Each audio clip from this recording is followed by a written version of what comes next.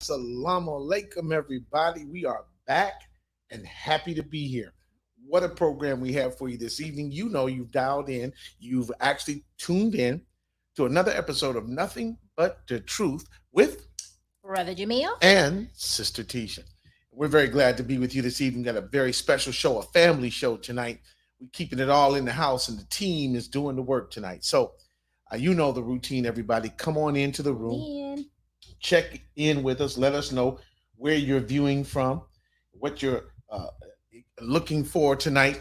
We see everybody coming in the room. You know, the routine is getting really good to see everybody knowing what we do, right? So we tune in.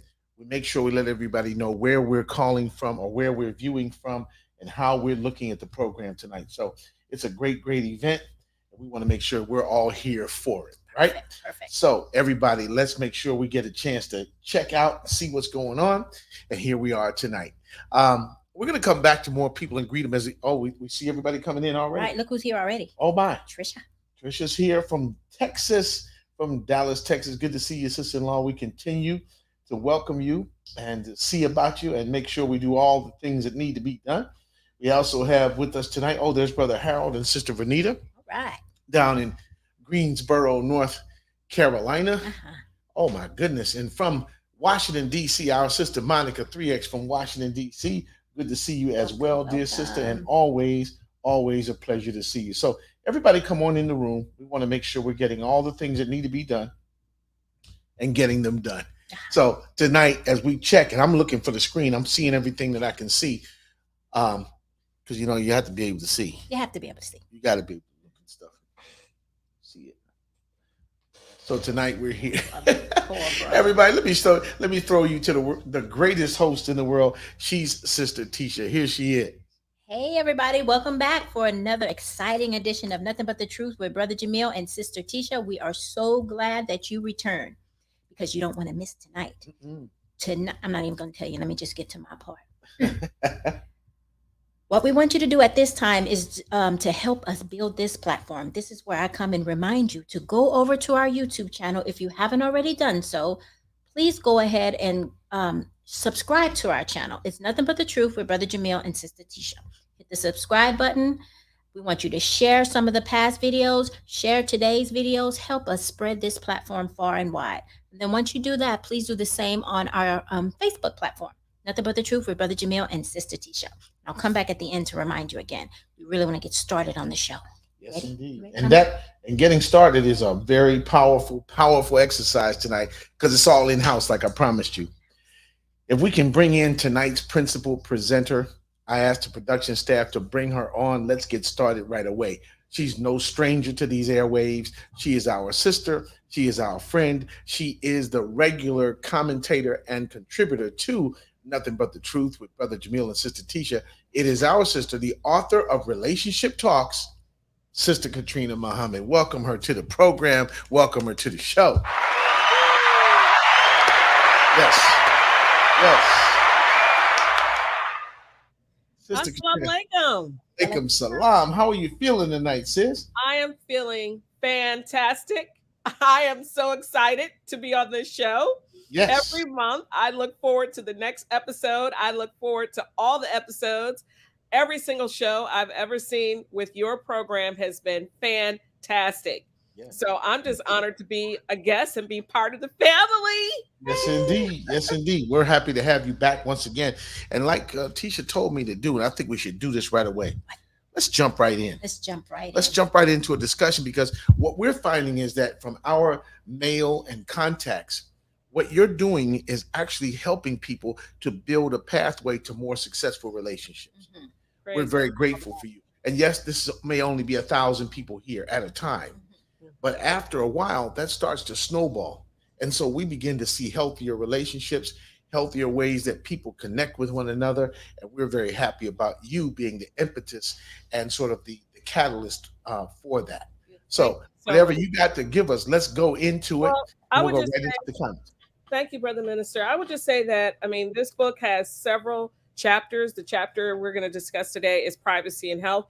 But please go back for any new viewers to go back to watch all the episodes with Student Minister Jamil and Sister Tisha, because we've talked about work and finance, family and friends. We've done several shows on that. And now we're on chapter 3, privacy and health, which starts on page 46, I believe. So I really wanted to jump into it. And the reason why we decided to discuss privacy and health is because you had a fantastic show, a fabulous show, a very informative show with Dr. Shabazz.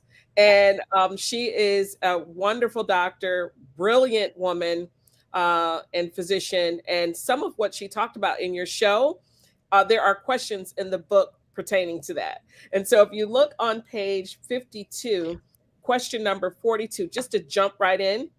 Sure. Question 42 says, do you suffer from any chronic pain? If so, where and for how long has this been a problem for you? Are you seeing a doctor about this medical condition? So again, anyone watching this show that's new, this book, Relationship Talks, which Allah blessed me to write, is filled with over 2,000 questions. The goal here is not to give you the answer. The goal is for you and your beloved, the person you are in courtship with, the person you're engaged to, or maybe even the person you've newly married, for you to sit across from each other, to have meaningful dialogue, to get to understand and know each other better. So the question, the book is filled with over 2,000 questions, and this is one of them. So I had this question in here because people suffer from chronic pain and they don't talk about it.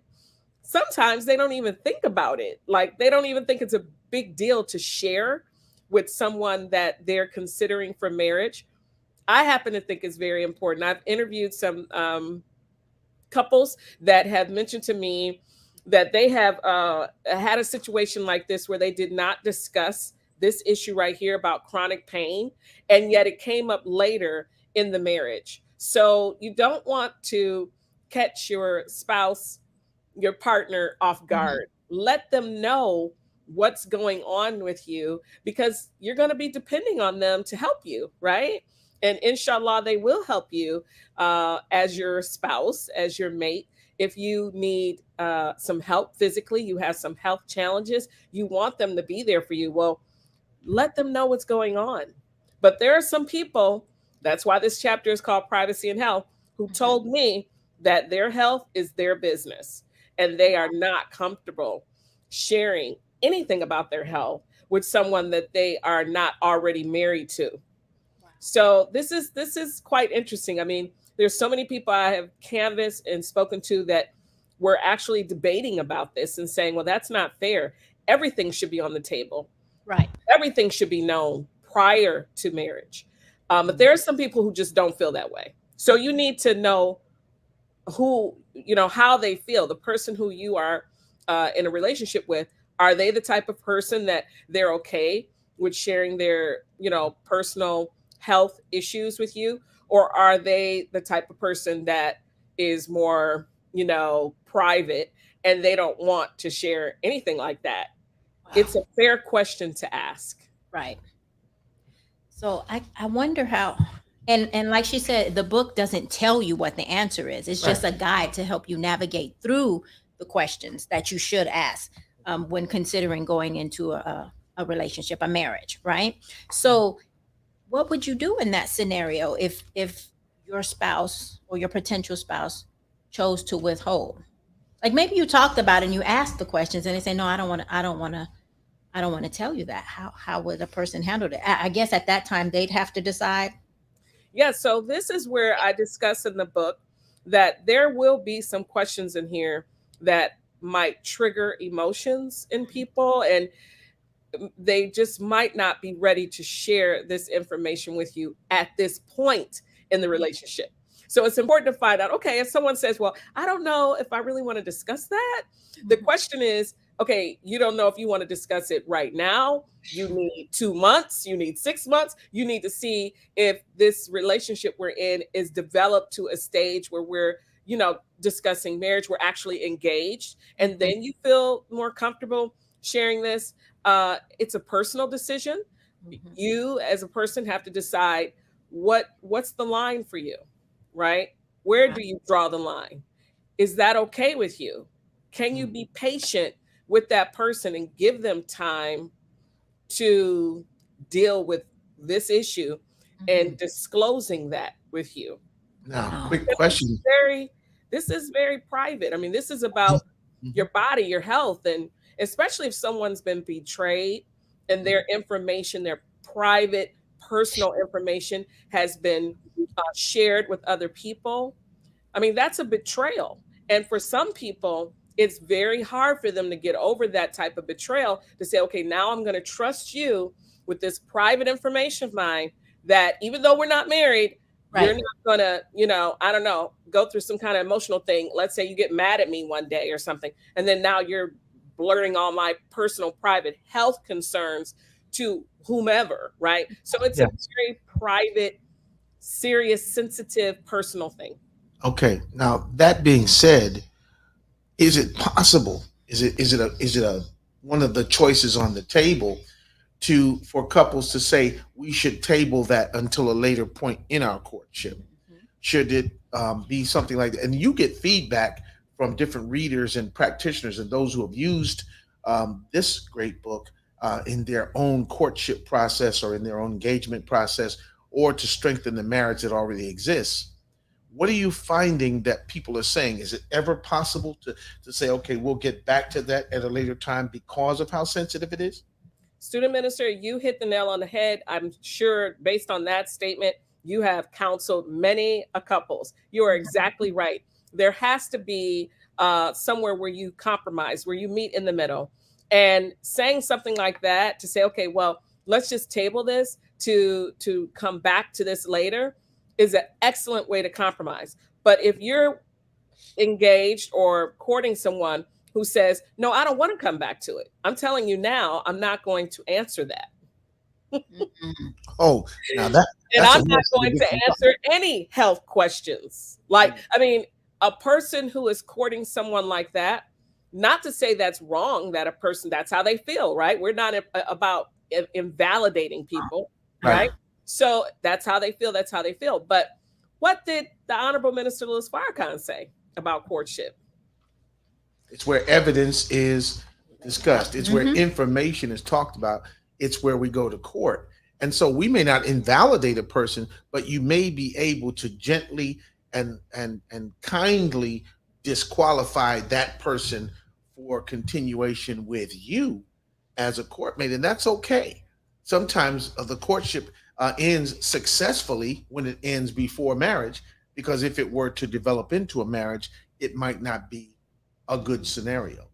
Is that also true? That is perfect. That is absolutely correct. We are taking each other to court. So if you are someone in courtship and that person said what I just stated, saying that they are not going to disclose health information to you, they do not want to disclose any of their private health information with you, not now, not ever. That is their business. Right. I mean, you are going to have to make a decision for yourself. What do you deserve? Do you deserve that? I mean, you're walking into a marriage now, a very serious situation. A marriage is a very serious thing. It's the other half of our faith. And there's some things that you want to know about this person that they are saying to you, they're not going to share that with you. So now you have a very serious decision to make with regards to, do you continue on or do you bow out gracefully? Yeah. He's two fingers. I'm out. Hey, everybody, you're watching Nothing But the Truth with Brother Jamil and Sister Tisha. Of course, our family member tonight is more than a guest. She is our sister, Sister Katrina Muhammad, the author of Relationship Talks, a guide to meaningful conversations for couples in courtship, engagement, and marriage. And she's with us tonight, and she's with you. So feel free, whether you're on Facebook, YouTube, or any other platform, come in the comment section because we're appearing live tonight. Come in the comment section, and Sister Katrina has agreed to actually address some of our questions in the comment section tonight. Absolutely. So there is a question in here, number 43. Yes. It says, do you have a chronic disease, diabetes, high blood pressure, heart condition, etc., things like that, right? Yes. Okay, so that question, it says chronic disease, but a lot of people have diabetes, high blood pressure, or a heart condition. They may not consider that as a chronic disease. Right. So these questions, what I love about it, it's very specific. Yes. And you go back and you ask the same question several times, maybe, a little later down to make sure that we're getting the true answer. It's not to beat you up. It's not to embarrass you. It's to help guide the foundation that you're trying to build. Mm-hmm. No questions are left unanswered. Exactly. Right? It's a safety platform. And maybe if you have one of these so-called chronic diseases, maybe that's this book would help as a way for you guys to open up and talk about what that actually is. Because what if your potential spouse didn't understand what diabetes entailed or high blood pressure entailed, right? Exactly. So this is really good. Sis, I have met people, and I know you all know what I'm talking about. I have met some Black people who, and this isn't just in our, group in terms of Black people. This applies to other people too, that are terrified of doctors. Yes. They are absolutely terrified of getting exams, of getting checkups. You ask them, when was the last time they saw a doctor? They say something like 1980, Oh, wow. Something like that. And they're walking around and they're very sick. They're showing signs of sickness and they're not seeking help. Mm-hmm. Well, imagine that person getting married to someone and they have not looked into these issues, knowing that they at one point in time took high blood pressure medication, but then they up and decided, I'm just going to stop taking. I think I feel better, but yet they don't have. I keep this near my desk. I check a high blood pressure cuff. Right. Okay. I do it like maybe 3 times a day. Like I'm constantly, checking on my health and wanting to know what's my heart rate, what's going on with my body. Right. But there are some people who are terrified to do that and they are not taking care of themselves. Now imagine the burden that would place on their new spouse who is completely unaware, because they didn't even talk about this question. They didn't even ask, completely unaware that their new husband, their new wife is suffering from any of these chronic diseases. These are very serious diseases, right? They affect the heart, the kidney, the liver. They progress over time and all kinds of things start breaking down in your body. But the body is so fascinating. This is why I loved your interview with Dr. Shabazz. The body is so amazing that Allah created plan B, plan C, plan D. Like the body does all types of things to compensate for the shortage or the lack of something. But what's interesting is when the body does that, it's like taking from here to help you in this area, but that other area gets neglected. So eventually over time, it may work for a while, but it starts to break down that other area too. Right. So going a long time with these chronic diseases not under control is going to be a problem. Wow. Now let me ask you this: coming to death and there's nothing more serious than that. Right. Coming from the chat room, a couple of questions here in the live chat on YouTube. And I want to go right into this. The questioner asked the question: is that a red flag to be hesitant to disclose info? And then there's another couple of questions, but first we're going to get a short answer on that one so we can move the discussion along. Is it a red flag? I think absolutely. However, someone that, I said before in one of our other shows, one of the most important words in this book and that you could ask someone is why, right? So we're taught to settle on the best part of the person. So there might be an actual, genuine, sincere, reasonable reason why a person may not want to share some information at that moment. Right. So then it's like, find that out. Ask them, why do you not want to share this? When do you think you will feel comfortable sharing this information with me? And then you may have to assure the person that you will keep your word, you will not violate their privacy, and disclose the private information that they are sharing with you and trusting you with this information, that you will not violate that trust and betray that trust and share that private information with someone else. You might have to just say that for that person to really feel like, okay, I can share this with him. I can share this with her. I'm safe. Yes. Safe. And that's so important. That's safety.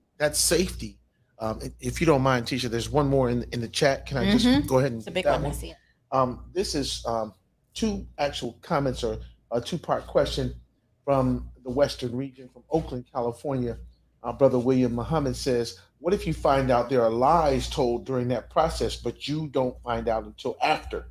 And then he reminds us that on behalf of the Nation of Islam Ministry of Health and Human Services, that we approve of this line of questioning. This is something that should be asked, because just as a brother in the nation and as a husband, what I'm finding out is what I used to think is my heart or my liver or my lungs or kidney. No, that's our heart. That's right. That's our kidney. There's one kidney, there's two over here and two over there, but together we got 4 kidneys in our house. And we look out for those kidneys together. And so that's sort of a spirit of cooperation. What do you think about this scenario? If a person does hold on to their individuality, hold on to their privacy, and tells a falsehood, that's got to be rough.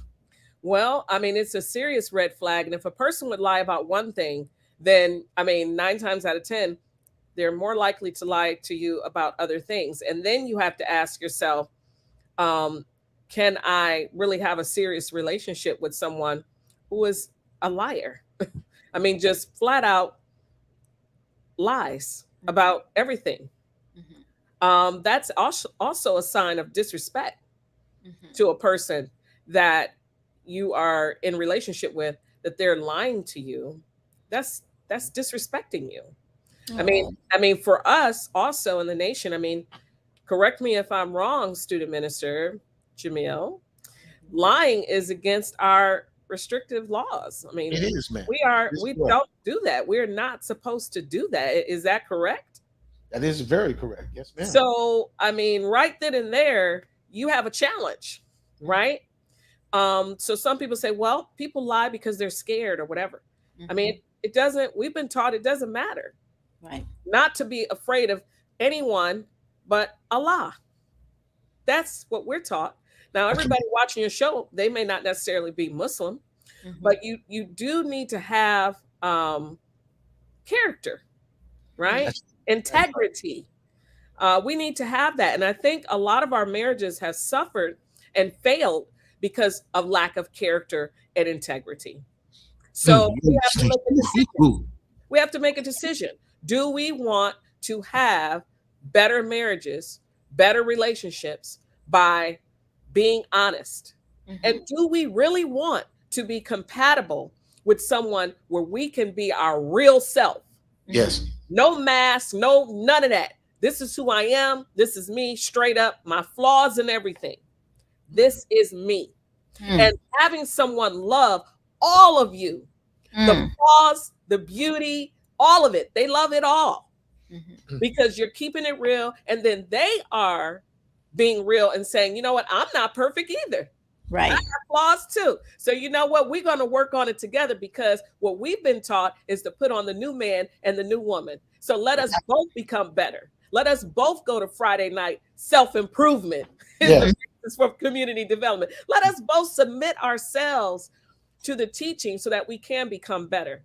Not someone lording over someone else saying, oh, look at that. Yeah, I think I'm over here healthy and you over here with high blood pressure. You know, the sugar. I think one of the key things is though, the red flag is if you make it all the way to the marriage and you didn't say anything, you lied the whole time, because you hit it on the head in the beginning. You don't have to, like, you can't be expected in the beginning of courtship to just run down your whole medical list. I don't even know you like that. I mean, why would I'm not trying to put myself out there, and then a week later we're like, nah, he's not the one, but he knows every doggone thing about me now. Some things people are dealing with are big, and they're not, they have, as a protection, they keep that to them. So I could see that part. But if you know that this is the one you're gonna jump the broom with, do anybody say jump the broom? They still do. They still do. Jumping the broom. By the time you've jumped the broom, you should have been able to feel comfortable enough to disclose everything. And let me jump in right here just to say that if you do that properly, if things change after you jump the broom, then your spouse knows they have a person of character that they're dealing with, and not a person who purposely and intentionally hid information from them, or kept separate some kind of occlusion to make it dark, the information, but they actually told as much as they knew and understood, and then when something else happened, you rolled into it together. I'm really grateful for some of the young couples that I know and that we've talked to who have actually said, listen, here's the challenges. And I've watched these couples say, that's okay, I'm with you. And we're going to go through this together. And it's a great opportunity. On the bright side, it's a great opportunity for couples to come together and make a difference with each other, right? Instead of worrying about what they keep from each other. I love it. Exactly. Read the comment from Sister Deidre. It's for you, Sister Katrina. She says, interesting. The marriage vows in sickness and in health comes to mind. If a person is disqualified based on existing health shortcomings, it is an indication of how the spouse may respond if a health crisis occurs in the future. And this is a good question, because in every question, there's a statement. The counter question could be, how do you feel about marrying someone who may acquire an illness? Right. And trust and believe, out of these 2,000 questions, I may have a question here similar to that. But exactly, because things happen. And I mean, let's look at the minister, for example. Okay. And beautiful Mother Khadijah. I mean, I saw a picture recently that I posted on my Facebook page when they were exchanging vows. They look like babies. Oh my God. When I looked at that picture, they look so incredibly young. I mean, now they're like approaching their 69th wedding anniversary. That, just imagine a couple who has been together over 60 years, almost 70 years, children together, grandchildren, great-grandchildren. They have gone through some things health-wise, but they've been there for each other, right by each other's side. So you must understand, marriage is for the long haul, right? We're supposed to be together and stay together. Well, the body, as you get older, the person who you are in your 50, I mean, hopefully you're very healthy, but you're probably not like the way you were when you were 15 or 18. Like your body has probably gone through some changes, maybe picked up a little weight, maybe, I don't know, had some other thing, broke a bone or something, I don't know. But, you've gone through some things, right? And so it's important that you understand the person who you're marrying. I mean, we're going to change and evolve. A woman's body changes and evolves after childbirth, after menopause. I mean, things happen. And so what are you going to say? Well, you don't have that same, 21-year-old body that you had when I married you, so I'm out of here. I mean, what is that about? And then what kind of marriage is that? Why did you got married to that person? That was it. Just the outer self, not the inner self, and everything else that person has brought to the table. You're going to just discard that because their 21-year-old body doesn't exist after they've labored and given you 4 or 5 children. Come on now. We're gonna talk more about that in just a little while, because we've reached, believe it or not, the bottom of the hour. We've got some program announcements. some great events that are coming up all around our nation. We got more to talk about in terms of relationship talks. But right now, you're listening to and you're viewing Nothing But the Truth with Brother Jamil and Sister Tisha. And we'll be right back after these messages with more from Sister Katrina Muhammad. Keep your comments coming.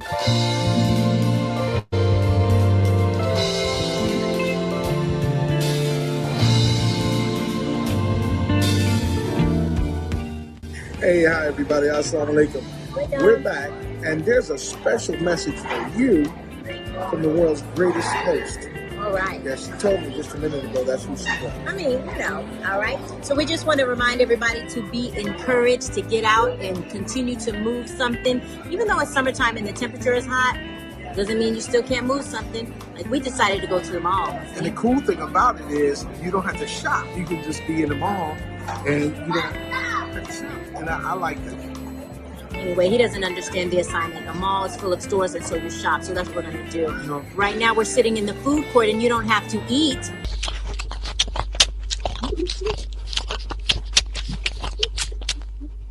no, we don't. So we're not eating. We're not eating, but we're in the mall. We do have to shop. I think we're getting off track. The point is, we want to move something. Yeah, but all right? we're not moving nothing out of this account. Peace, everybody. Love y'all. Oh my God.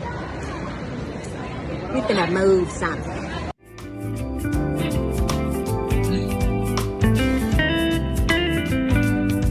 Hey everybody, we're here in Williams-Sonoma and we're still moving something right over to the teapots.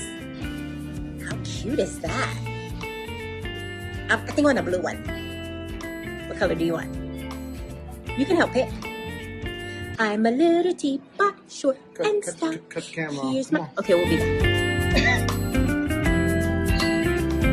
Hey, everybody! We are out moving something. Yeah, we're in the mall, and so we had to get creative and continue to move something because it's hot outside. It's 96. Yeah.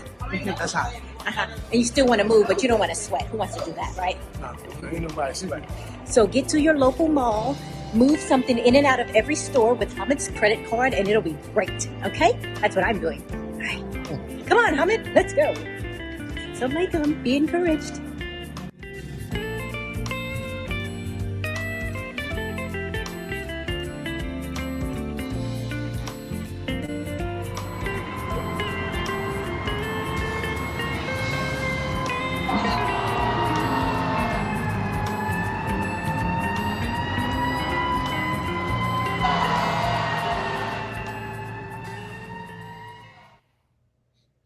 Credit card smells like gasoline.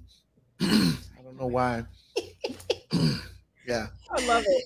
Yeah, but I gotta tell you, So y'all be fun. careful. Move something, but Creative.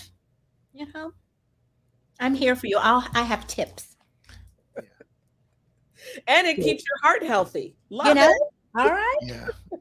Thank you, sisters. I appreciate you a great deal. However, we'd like to go a little bit further in tonight's discussion. A couple of events coming up around the nation before we go back to our talk about relationships. Sister Katrina, there's some good news coming up out of Chicago that you're one of our top organizers for. Tell us a little bit about what's happening at the end of June, the beginning of July in Chicago. Yes, June 30th through July the 3rd. Mark your calendar. You're looking at the flyer right there. It is the Chicago Modest Fashion Week, and it is going to be amazing. Sister Katrina Muhammad is the originator, creator, designer of Al Nisa Designs, who created this fashion show to highlight modest dress for women. So all are invited to come. You'll see on the flyer, it mentions the 3K walk. That's called the Peace Walk. That's going to happen on Saturday.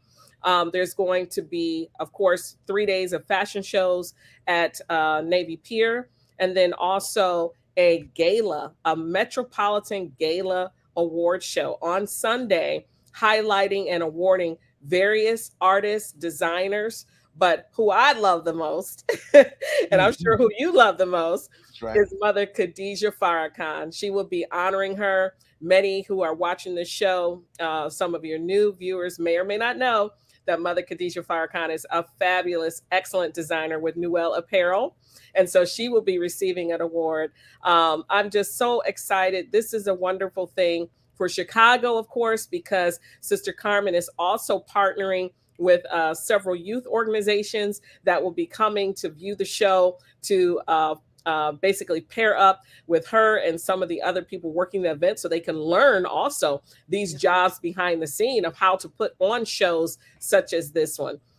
Various designers, not just in the United States, but from Africa, from Dubai and other areas, they will be coming to this show. And it's important that we show up and show out, because this is our girl, Sister Carmen Muhammad. She's a wonderful person. I mean, she's just a really good sister and a wonderful person. But on top of that, she's a great designer. And I mean, I love what she's doing. And especially from the perspective of having a modest fashion show. I mean, this is revolutionary. You don't see this type of thing out in the world of them trying to dress women in modest clothing. If anything, they're wearing hardly any clothes walking down the runway, not modest clothing. And what you just saw in that picture of the flyer, I mean, there's more of that to come. So it's all types of styles, from headpieces, of course, to hijabs, to draped scarves, and to other types of headpieces, wrapping the hair and just having modest apparel overall. So you don't want to miss it. You can buy a day pass, you could buy a week pass, you can come to just one show. The tickets are anywhere from $45 on up. So I really like that she considered all budgets, because let's face it, I mean, we're looking at gas prices that are out the roof, grocery prices out the roof. And for some people, things are very tight at home. So they want to still have fun, but they need to do it on a budget. So I'm really glad that she thought of that, and she created tickets that are a range of prices for everyone's budget. So make sure you come June 30th through July 30th. No doubt about it. If you can't come to Chicago for whatever reason, guess what? The show will be live streamed. So I'm not sure if all days will be live streamed, but I'm pretty sure Saturday, the main event, will be live streamed. So just go to the website, Chicago MFW for modestfashionweek.com, and then you can get all the information. Excellent. Beautiful. We want to thank you for letting me share that. Sure thing. Brother William from Oakland wants to sponsor a young person. He's going to buy a ticket. William himself says that he's not going to show up unless he gets a walk suit designed by Sister Carmen. So everybody's got their own thing. And I want to just say how grateful I am that, Tisha, that you have everything you need for that weekend and don't need to buy anything new. I'm grateful about that, very happy, because the things you already have are very beautiful. Okay? She's like, I think the silence on that says a lot. My mama said, if you don't have nothing nice to say. Yeah, okay. Get that credit card ready, brother. Okay, I'll stop. Okay. Let's get back. I'll be staying my lane. Back to relationship talks. Before we go back to relationship talks, I want to remind everybody too, and I thank you for the reminder in the chat.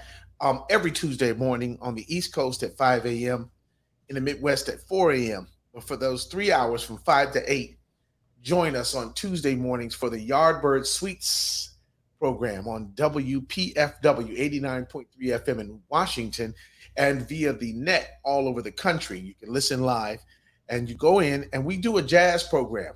I'm honored to be your host there, but we have jazz and spoken word and conversation and inspirational information and the history and love of the music, and it comes out in the program. This is the program started by our brother, recently elevated to the rank of ancestor, our dear brother Katrina Muhammad, who put the show together, started the program, and I'm proud to continue in his tradition. If you need information, just go in the chat, connect with me. I'll make sure that early in the morning while you're having your coffee, you can be in the group. All right?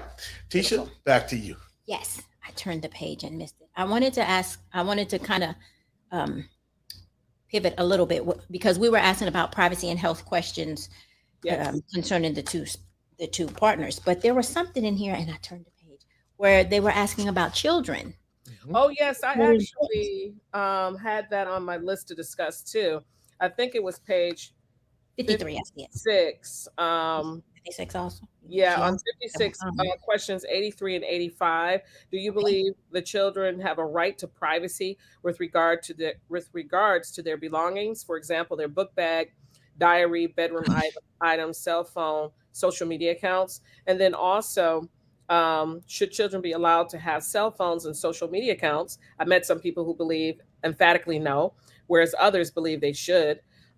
If it is age dependent, then at what age? And then what should occur if you enter a new marriage with bonus, right, or stepchildren, and they have cell phones and social media accounts that are not being monitored? How would you handle that situation? All of these questions are in here because human trafficking is real. And Mm. many human traffickers are gaining access to children, not just on the street, grabbing them when they're outside playing or buying an ice cream from the ice cream truck, right? If children still do that. No, they're getting in your home. They're talking to your children through what most of you are watching this program on right now is through your laptops or a computer or through these fabulous devices, right? Uh-huh. Your cell phone. They're gaining access to your children through social media. And parents don't even know, and the children don't even know. They think they're talking to another 10-year-old or 13-year-old or 16-year-old that they've just, befriended, and that they are talking about what children talk about. But the other person on the end of that line is actually a pedophile. Mm-hmm. And so the question is, should parents get involved with who their children are interacting with on social media? Some people feel like, no, that's children's stuff. I'm not, whatever, it's none of my business. And others are like, no, I most definitely need to know who my child is communicating with. And certain accounts, I'm not going to let them have. So all of this needs to be discussed. Otherwise, it could create uh, an Yes. inharmonious situation in the household. But I also have questions throughout here about the children's health as Right. well, right? That's important because when you marry a person, it's a package deal, right? You can just say, "Oh, I'm just marrying you," but not the children you had with whoever you had them with. No, you're together. It's you're marrying that woman. She has children. Well, those children come with the marriage, and then vice versa. If you're marrying a man and he has children, well then it's not just him, it's him and his children as well. So Exactly. it's important Exactly. to know the health of everyone because you're going to be a family unit. That's why I have these questions in here. But Yeah. again, very personal, very It- private, because some people are like, you want to know the health of my children? You want to know if my children have ever been to a hospital, if they've ever had surgery, if they're on medications? You want to know these things? I don't know if I want to disclose that to you, right? well, But see, but here's the thing, Sister Katrina. At this point, and we keep hitting this roadblock, and the yes. roadblock always involves I'm not going to share. Mhm. I'm not going to divulge. I'm not going to disclose. Hmm. If you're at that point where you don't want to share, disclose, or divulge, why are you in courtship? Mhm. If you're looking at a person to marry, please understand this one universal fact that every one of us will decline in health. Mhm. Everyone. You can't marry a person on the condition that they will remain in perfect health and aesthetic balance and that they'll be beautiful or handsome every day of their life. Right. Sometimes things change. Mhm. And if you and I are honestly superficial enough, Mhm. if we're so immature that all we want is perfection, wait a minute, you might get sick. No, it's not the question of they might get sick, Right. they will get sick. Absolutely. And so will you. Uh-huh. The question is, what are you willing to do to help each other do what the Delphonics used to say, walk right up to the sun? We've got to be able to walk together hand in hand right up to whatever life deals us because even though we know it's going to get difficult, we'd rather face the difficulty with this person than with any other person on earth. That's right. I mean, there are people that are very thin in weight, but they're suffering from some serious health ailments. So, I mean, you can't just look at a person and know what's going on with them, right? It's important to really have dialogue about it. We practice how to eat to live. We have been given a prescription of foods that we can eat and foods we are to stay away from. And the more we adhere to that, the healthier we will be in terms of maintaining an affect of beauty and healthiness. But trust and believe, every day the body is getting older, right? And so we do have to work harder. As you get older, your metabolism changes. Before you would lose weight like that after working out. After you get older, it starts to slow down. So now it takes a little bit of a longer time to keep your body toned, that sort of thing. So it's all about working with each other and understanding the body and understanding health and being real about that. But I'm so glad you said that, because I think sometimes, especially young people, I think older people have when I say older, I'm talking about maybe people in their 40s or 50s, they have a better understanding. Hey, all of a sudden you feel a pain and you're like, wait a minute, my shoulder, I didn't feel, where'd this pain come from, right?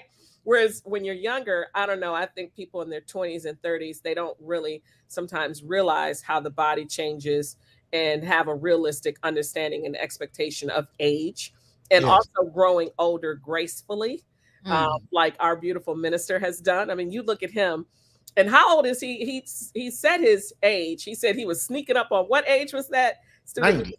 Sneaking up on 90. Does not look it at all. And the beautiful thing is that our minister has, because of his love for life and love for Allah, the source of life, love for the God who created him. And this is not, again, a Muslim-centric thing. This is just a fact. What the minister has succeeded in doing is living a long life without ever becoming an old man. Yes. If you think about it now, he's lived a lot of years, but he has not become an old man. Right. He is our senior. He's our leader, and teacher and guide in the place of our eternal leader. But he is a man full of the love and joy of life, who surrounds himself with people who are positive and full of life. And that keeps him full of the energy that he needs to do what needs to be done. Same thing works in our marriages. You know, you have to be with someone who has a life force that matches your own. That's right. If you have a very low energy and a low vibration, even though you can admire somebody with a lot of energy and positivity, it may not be the best move for you to try to link up with them, because they'll outrun you, run circles around you, and leave you dizzy and in the dust. You know, and you won't be able to do things together. You know, there's an old thing by what's his name, Red Fox. Yes, I'm gonna quote Red Fox. Yes. Go ahead. No, it's okay. I can do that. But Red Fox talks about a marriage between people whose energy levels were different. And the woman had a high level of energy, and she wanted to be affectionate with her husband all the time. And he was a seasoned man, and he had a lower, smoother type of energy. And he used to say, she'd say to him, baby, I want what I want when I want it. And he would say, that's nice, baby doll, but you're going to get what I got when I got it. Okay. See, there's a difference. There's a difference when the energy levels are the same. So when you're matched evenly, like I look at my wife, I love her energy. I love her drive. That's something that she and I can share. And usually we're within the region or vicinity of one another, and we can help each other maintain and increase. William, get out. Yeah, I see. William, Right now. leave. Woo, William, some stuff. Well, I That's want to draw attention to another question here on page 54. If you look at question number 55, would you consider yourself a private or open person, an introvert or an extrovert? I mean, that's an important question, because exactly. I mean, I know people say opposites attract, but the issue here is, do opposites stay together? That's the issue. Now, many people can say, well, yeah, I was opposite with my husband or opposite with my wife, and we're still together going on 30 years, right? So, I mean, it can happen, but if you're opposite on so many different things, I would think that would create a problem over time. And most of the data I have researched bears truth to that it is about being evenly matched, just similar to what you just said, Student Minister Jamil, that is very important in terms of compatibility with your mate and with your spouse. And the more compatible you are, the more likely you're able to stay together and happily together. So that is very, very important, that question. And then page 55, question number 67. What are your pet peeves pertaining to your privacy? I mean, everybody has whatever they have. Some people are like, you know what, I'll tell you everything about me. I'll give you my entire health record. You can come to the doctor with me, but no, you can't look through my phone. Right. No, you can't go through my email. You know, I'll give you my entire health report. Oh, you want my social security number? Here, you can have that too. But no, you can't go through my social media account. Wow. And so you really need to have a conversation about what's important to each other and what your pet peeves are, so you can talk about that and work through it as a couple. You are listening to and viewing Sister Katrina Muhammad, author of Relationship Talks, a guide to meaningful conversations for couples in courtship, engagement, and marriage. She's our family member and teammate on Nothing But the Truth with Brother Jamil and Sister Tisha. You're viewing us all around the world. We want to welcome everybody into the room from wherever you're viewing. We understand that we got some intercontinental viewers. I can't notice all the countries and places where people are viewing from. We just want to say thank you, and you are welcome. Exotic locations around the world. Yes. In the South Pacific, in Africa, in the Caribbean, even on the east side of Detroit. Right. So we got people from all over the place watching the program tonight, and we want to welcome you. We have only a few more minutes. We're going to get to Sister Tisha with the housekeeping and business, but we want to thank Sister Katrina and ask you, sis, how do we start directing our work? So next month you'll be back, inshallah, God willing, and the creek don't rise. You'll be back next month on the second Thursday of the month. What do you want us to begin reviewing this month so we can start being sharper in our existing relationships and sharper about how we create new relationships going forward? What I noticed about this book, and some people who read it, who reached out to me, they said, since I'm not in a courtship, but reading your book helped me learn things about myself, and it has helped me pay more attention to what I like and don't like and specifics about myself. So I'll give you an example. On page 58, questions 100 through 119 are pretty much all about your sleep habits. Oh, wow. So questions like, how many hours do you sleep at night? Around what time do you go to sleep? At what time do you wake up? When you sleep, what is the temperature you desire in the room? Are there times when it's hard for you to sleep? Why and how often? Do you wake up in the middle of the night? How often and for what reason? I mean, do you fall asleep with the television on, or do you prefer the room dark? All of these things right here about your sleep health is very important to your overall health. So what I would like the audience to do is to fall in love with themselves, get to know themselves, know everything about you and what you like, what you don't like, what you need to improve, so that you can begin working on those things and you can have meaningful dialogue and conversation with those that you or with that person, not those. So in courtship with one person at a time, with that person of whom you are in courtship with. That's important to me. Thank you so much. I thought for a moment that we were going to bring Don Magic Wand out of the no. Just that one that we're in courtship with. I'm going to throw to my host and the world's greatest host, who's got her head inside Relationship Talks. Hun, I know we want to stay all night, but we just can't. I was looking for that question. They asked, do you go to bed with fuzzy socks on and kick them off in the middle of the night? Yeah, well, I don't hold that against you. What I do have a question about is that every night. I'm just going to say it. You know, we under disclosure right here. It's family. I have to have that. Every night, about 2:47 in the morning, I get a nudge in the ribs.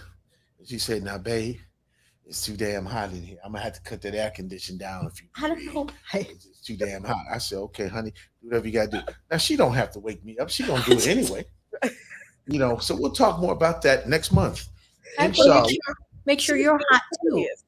She's being courteous. She's like, you know what? Let me let him know what I'm going to do to make sure he's okay with it.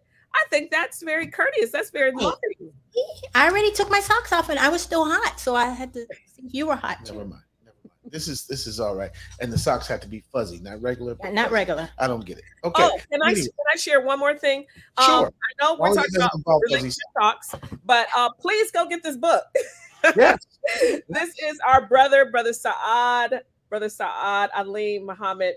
previously, Brother Burvey. Wonderful book. It's part of the in the volume of the book series. Nahum, am I saying that correctly? Some people This is say a Nahum or Nathan. Okay, perfect. A sign of the Honorable Minister Louis Farrakhan. I have at the back of this book for couples to go and look through and read books together. It's called the Supplemental Reading Material section. And I have a whole list of books.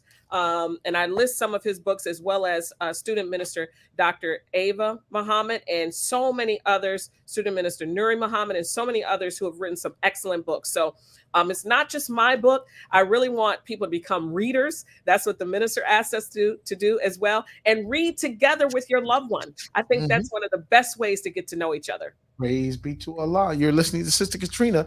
She's not gone yet. I want to throw now to the world's greatest host. Throw it. That's you. Ah? Got it. All right, everybody. I hope that you enjoyed tonight's edition of Nothing But the Truth with Brother Jamil and Sister Tisha. I've had a blast. But at this time, before you go, I want to remind you that we need your help to grow this platform. And you can do so by going over to our YouTube channel, Nothing But the Truth with Brother Jamil and Sister Tisha, and subscribing to the channel. If you've already done so, please tell a friend to do so we can grow the numbers. And then share the page too. Okay. Yes. Also, go back and watch some of the previous editions. Good stuff. Share those as well. And then you want to go to Facebook and do the same. Like, share, and subscribe to that channel. If you are so interested in giving a love donation to help us with the platform, you can do so by making a donation to our Cash App. And that address is $BroWorks. It's $BROWORKS works. $. We appreciate you guys, and we thank you again for bringing your positive energy and coming by. Yes, indeed. I'm throwing it back to you, Hamid. Are you ready? Yeah, we can get it said. But I'll tell you one thing that we definitely want to do. We want to make sure that we focus on that Cash App donation. We don't want to leave off of that. Let's do that, brothers and sisters, because this program has ambitious hopes for the future. We have asked my donation. She just sent yours. Bless your heart. But let's make sure that everybody gets a chance to send. No donation is too small, and certainly no donation is too large. Make sure that you continue to support Nothing But the Truth with Brother Jamil and Sister Tisha for people like Sister Katrina. That we want to make sure we can always bring them to you from wherever we are. We're going remote at the end of June on the 30th. I can't tell you everything, but look at us to be live from Chicago on June 30th. So we're going to be doing some things that require your support. Help us help our people to get this message to more and more of us. Sister Katrina, you got about 30 seconds to give us your last word. What is your lasting instruction for us tonight? That I love the both of you. I love your audience. I love the believers. And honestly, I just pray for everyone to be happy, to be successful, and to continue watching Nothing But the Truth. Okay. All right. You got it. You got it. Tish, anything that you want to leave with? Just guys, remember to be back next month. Well, we want you to be back next Thursday too, but Sister Katrina will be back next month, and we will dive deeper again into relationship talks. All right. All right. You got a nice smile. You smell good too. I like the way you smell good. Oh no, we're on the air. Okay, we are on the air. And so I want to thank you all for tuning in tonight to Nothing But the Truth with Brother Jamil and Sister Tisha. And we have what? And we have enough to do. But listen, everybody, in the time that we have together, before we see each other again, don't do anything to anybody you wouldn't have them do unto you. Let's treat each other with kindness. It's nice to be important, but it's much more important to be nice. So let's remember that next Thursday, we'll be back here at 8 o'clock, Allah willing, and the creek don't rise, back for another edition of Nothing But the Truth with Brother Jamil and Sister Tisha. Thanks. We out. Assalamu alaikum.